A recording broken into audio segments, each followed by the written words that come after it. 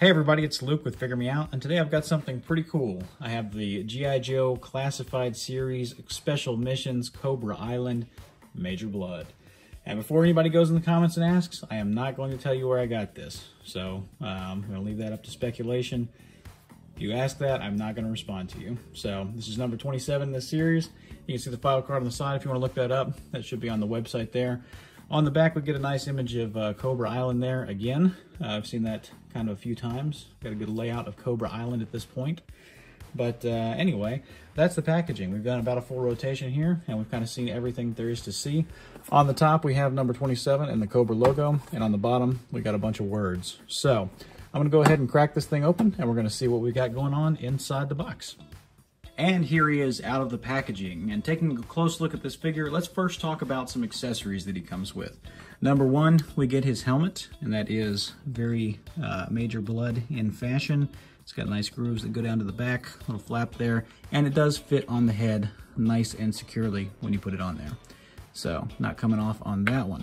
We also get these dog tags. They came on them in the package, and they just kind of go around the neck there. I think they're supposed to loop around the back of the cowl piece there. You can see there's kind of a cutout, and they kind of are just about big enough for that. So if you have them in the right position, they lay down really nice, but just messing around with it for a minute here, I found they tend to kind of get wonky once you start posing around. The other things we get two of these little missile pieces, and those are pretty neat. They go in the end of this gun, which is kind of like a little Nerf type gun. It's got the little plug on the side that goes into the backpack. You can see a little bit of detailing. It's mostly cast in black.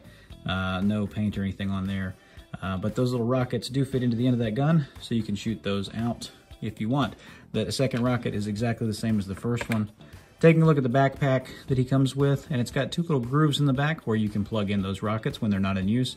We've got a hole in this side, and that hole is so that you can plug in that gun that I just had. We've got a peg where it goes into his back, and that's about it. It's all cast in a nice black. Then my favorite accessory that he comes with is this kind of cool looking revolver. I know this is probably a Nerf gun of some sort, but it looks pretty cool. It looks like some sort of sci-fi revolver. And I like how they painted the silver on the revolving barrel there. I think that's pretty cool. So I like that. Definitely gives it more of a revolver vibe. There is no plug at the end of this one, so that's that. And like all G.I. Joes, he can hold all of his accessories, so I'll show that now. So as you can see, he can hold all of the accessories that he comes with and still have two hands free for groceries. I love it. That's one thing that I really like about this classified line so far, is that most of the characters can hold almost every accessory that they come with. And that's pretty cool for somebody like me that is going to lose accessories if I don't have a place to store them. But I'm going to take those off real quick so we can talk about the figure himself and what we got underneath there. I'm actually going to leave that gun in there because I think that looks pretty cool. But taking a look at the figure, you can see on that face sculpt, that is pretty cool. Got a lot of detailing on there. Got some scarification over these eyes. He's definitely been in some fights. He's got an eye missing, so he's got that cool little eye patch there. It's got kind of a slit into it. Very metallic looking on that. He's got his cool mustache, and he's got a little bit of a 5 o'clock shadow there on the bottom of his face, you can see, which I like that a lot. I think that's pretty cool. The hair, there's just a touch of gray right there at the top. I feel like that just gives him a little bit of a distinguished look, so I definitely like that. It makes him look just a smidge older, and I feel like this character should. So that's pretty cool. Very defined chin and a very grimacing, scowling kind of face. Some of the recent characters have come with smirking faces, I know, but this guy looks like he's definitely a little ticked off. So that's pretty cool. Talking about the rest of the figure, he's got this overlay piece that's kind of it's almost a brownish green kind of color whenever you look at it in person. His underlay is more of a brown. Got a little bit of silver on the boots there. And then as far as the arms go, there's a little bit of silver or kind of blackish, kind of like a cobalt kind of look on this pad. And then his other arm is got like a mechanical type of arm, and that's pretty cool. I like how it has the asymmetry there to it, and I like how he's got kind of that Winter Soldier vibe or that cable kind of vibe going with the mechanical arm there. I'm just going to set these off to the side while I do this. So yeah, pretty cool looking there. Little side profile. I love how they painted the buckles up there. I think that's pretty cool. They painted a little bit on the feet too, and that just looks really nice. I feel like that just makes it kind of pop a little bit more. They even painted the buckles on the back, which I feel like is something that we rarely get as paint on the back of a figure. So that's pretty neat. Again, that haircut kind of swoops back. He's got that generic evil guy haircut that everybody has in movies and things nowadays. You know, the short on the sides and the long on the top. It's almost like a mohawk, but fatter and wider and not as spiky. But anyway, taking a look at the body, the underbody, I can't quite figure out, I can't place what this underbody is. I think it might be new. Taking a look at the underbody, I wasn't quite sure, you know, who that was at first. It looked familiar to me, but I wasn't quite able to peg it at first. But then I realized that it's the Cobra Infantry Trooper. So if you actually look at the side of the arms and everything, if you look at how those line up, yeah, those pads and everything, they match, even the armbands and everything, even the Cobra logo on the back of the hand. This is all Cobra Infantry Trooper underneath here.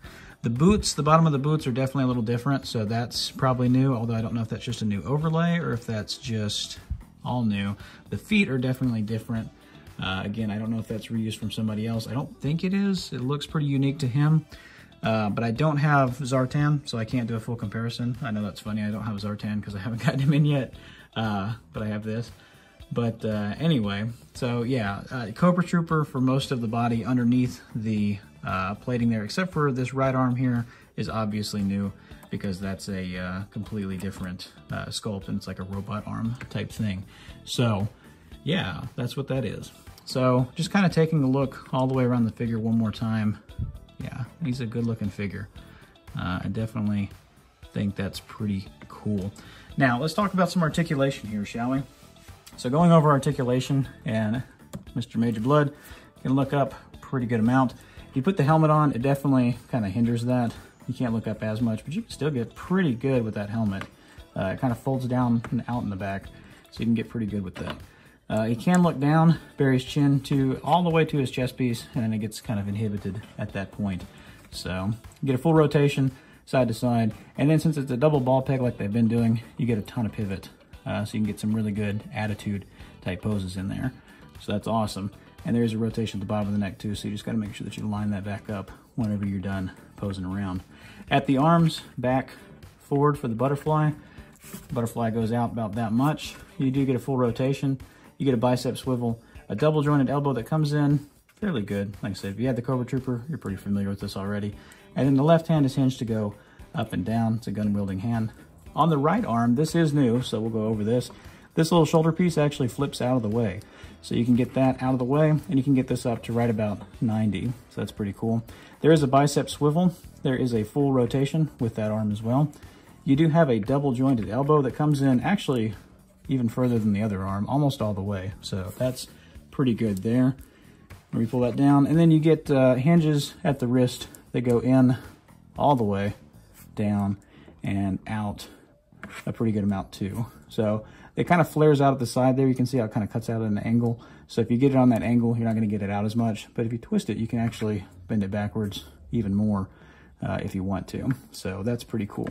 There is a G.I. Joe waist in there, so you get the you know, side to side at the bottom there.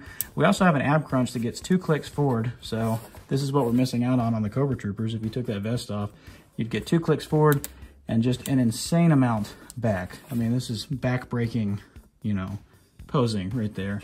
So you do get a ton of back range on that. At the hips, they do have the drop-down style, like we've been seeing. Again, Cobra hips, so if you're familiar with that, then it's the exact same thing. Those are going to kick out to the side right at about 90, so that's pretty good. They are going to kick forward a pretty fair amount as well.